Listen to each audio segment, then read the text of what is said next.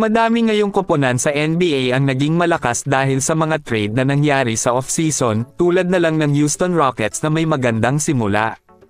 Ngunit ang Houston Rockets ang may pinakamasamang record sa NBA sa parehong 2020 hanggang 2022 season, at noong nakaraang season, nasama pa rin sila sa may pangalawang pinakamasamang slot.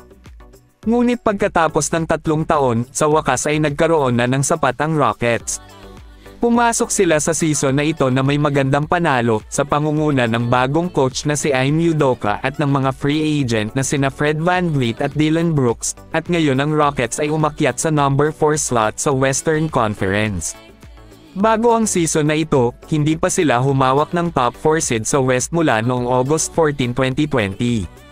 Sa ngayon plano ng team na ito na maging komportable sa tuktok ng standing at manatili doon para sa medyo matagal. Samantala nito lang nakalaban ng Houston Rockets ang defending champion na Denver Nuggets na may pinakamahusay na record ng NBA, sa naganap na laro tinalo nga ng Houston Rockets ang Denver Nuggets sa score na 104-107. Ito ang kanilang ika-6 na sunod na tagumpay matapos simulan ang season, at ang mga bagong mukha ang nanguna sa magkabilang panig ng bola. Nanguna sa Rockets ang 26 points ni Fred VanVleet, habang pinangunahan naman ni Dillon Brooks ang depensa sa koponan. Isang 23 points, 8 rebounds at 5 assist outing naman mula kay Alperen Sengun.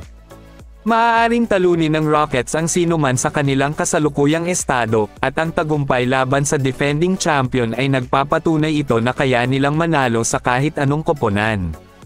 Naging malungkot ngayon ang simula para sa Los Angeles Clippers, maraming mga tagahanga ang sumasabog ngayon matapos makipagkalakalan para kay James Harden. Mukhang ang kanilang desisyon na mag-stack up sa pamamagitan ng pagdaragdag sa kanya sa squad kasama sina Paul George, Kawhi Leonard, at Russell Westbrook ay humantong sa isang sunod-sunod na pagkatalo. Muli silang napagpiestahan ng mga usapan matapos matalo sa mainit na kamay ni Desmond Bane kasama ang iba pang contributor mula sa sistema ng Memphis Grizzlies. Ipinahayag naman ng The Beard ang kanyang pagkadismaya pagkatapos ng pagkatalo, ang mga nananatiling misteryo sa kanilang 5 larong pagbagsak, at ang kanilang mentalidad sa pasulong, at sa naging pahayag ni James Harden ay para bang may malalim na kahulugan. Nahirapan ang Clippers sa unang quarter matapos silang umiscore lamang ng 20 points. Si Desmond Bane at ang Grizzlies, sa kabilang banda, ay nagtala ng mga points upang magsimula sa isang mainit na simula. Maganda ang naging tugon nila sa second quarter na nagbigay sa kanila ng 25-point scoring outburst para sa Memphis Grizzlies. Parehong nagpalitan ng highmakers ang squad sa second half na sa kasamaang palad ay nagpatamba sa Clippers sa kabila ng pagbagsak ng 33 points sa fourth quarter.